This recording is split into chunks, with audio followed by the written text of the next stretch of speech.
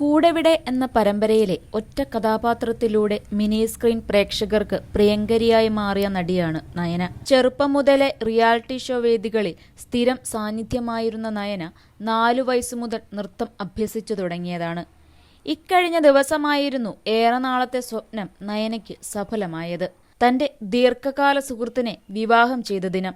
ഡാൻസറും മോഡലുമായ ഗോകുലാണ് നയനയെ വിവാഹം ചെയ്തത്. പ്രണയവിവാഹം intercaste marriage കൂടി ആയതിനാൽ നിരവധി എതിർപ്പുകൾ ഉണ്ടായിരുന്നുവെന്നും പ്രണയം വിവാഹത്തിലേക്ക് എത്തിക്കാൻ ഒരുപാട് കരഞ്ഞിട്ടുണ്ടെന്നും നയന പറഞ്ഞിരുന്നു. നിറയെ സമ്മാനങ്ങൾ നൽകിയാണ് നയനയെ വിവാഹം കഴിപ്പിച്ചയക്കുന്നത്. പുതിയ സ്വർണം കൂടാതെ പരമ്പരാഗതമായി കിട്ടിയ സ്വർണവും നയന കല്യാണത്തിന് ധരിച്ചിരുന്നു. ഇതിൽ 2 മാലകൾ നയനയ്ക്ക് പരമ്പരാഗതമായി കിട്ടിയതാണ്.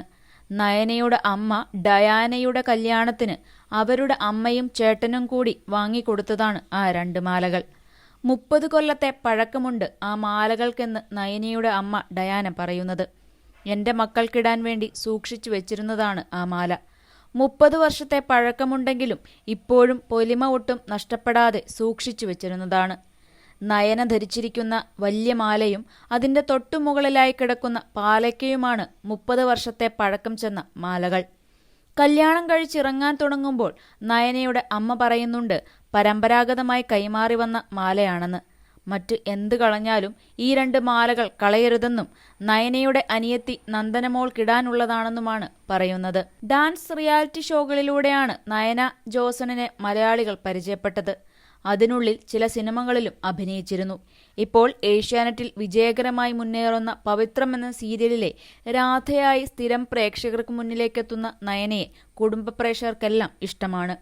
വിക്രമിനെ കെട്ടാൻ പിന്നാലെ നടക്കുന്ന രാധയാണ് പവിത്രത്തിലെങ്കിലും യഥാർത്ഥ ജീവിതത്തിൽ ഏറെ കഷ്ടപ്പാടുകൾക്കും കണ്ണീരിനുമൊടുവിൽ പ്രണയിച്ച പുരുഷനെ തന്നെ വിവാഹം കഴിച്ചിരിക്കുകയാണ് നടി ഇപ്പോൾ. നയന ക്രിസ്ത്യൻ പെൺകുട്ടിയും ഗോകുൽ ഹിന്ദു പയ്യനുമാണ്. അതുകൊണ്ട് തന്നെ ഇരുവരും വ്യത്യസ്ത മതത്തിൽപ്പെട്ടവരായതിനാൽ വിവാഹത്തിന് വീട്ടുകാർ വളരെയധികം എതിർത്തിരുന്നു. പ്രത്യേകിച്ചും നയനയുടെ വീട്ടിലായിരുന്നു എതിർപ്പുകൾ ഒരുപാടുണ്ടായിരുന്നത്. ഒടുവിൽ ഒരുപാട് പോരാടിയാണ് അനുവാദം വാങ്ങിയത്.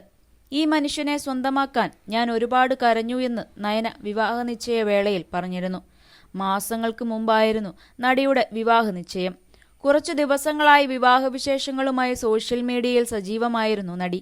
ഇന്നലെ പരമ്പരാഗത ക്രിസ്ത്യൻ ആചാരമനുസരിച്ച് മധുരം വെപ്പ് ചടങ്ങും ആഘോഷങ്ങളുമൊക്കെ ഉണ്ടായിരുന്നു. അതിന് ഒരു ക്രിസ്ത്യൻ വധുവിനെ പോലെയാണ് നയന ഒരുങ്ങിയെത്തിയത്. വിവാഹം നടത്തിയത് ഹിന്ദു ആചാരങ്ങളിലും. 4 വയസ്സ് മുതൽ നൃത്തം പഠിക്കുന്ന നയന സ്വന്തമായി ഒരു ഡാൻസ് സ്കൂൾ നടത്തുന്നുണ്ട്. പഠനത്തിന് വളരെയധികം പ്രാധാന്യം നൽകിയ കുടുംബമായതിനാൽ തന്നെ എല്ലാം പൂർത്തിയാക്കി ഏറെ വൈകിയാണ് അഭിനയരംഗത്തേക്ക് സജീവമായത്. ചെറുപ്പം മുതൽ ഭരതനാട്യവും മോഹിനിയാട്ടവും കുച്ചിപ്പുടിയും പഠിച്ചു. അങ്ങനെയാണ് സൂപ്പർ ഡാൻസർ എന്ന ഡാൻസ് റിയാലിറ്റി ഷോയിലേക്ക് എത്തുന്നത്. ഡാൻസ് സ്കൂളിന്റെ തിരക്കുകൾക്കിടയിലാണ് പവിത്രം സീരിയലിലെ രാധയായും അഭിനയിക്കുന്നത്. കൂടുതൽ സിനിമ, സീരിയൽ, ചാനൽ വാർത്തകൾക്കും നിങ്ങളുടെ പ്രിയപ്പെട്ട താരങ്ങളുടെ എക്സ്ക്ലൂസീവ് അഭിമുഖങ്ങൾക്കുമായി സബ്സ്ക്രൈബ് ചെയ്യാൻ മറക്കല്ലേ.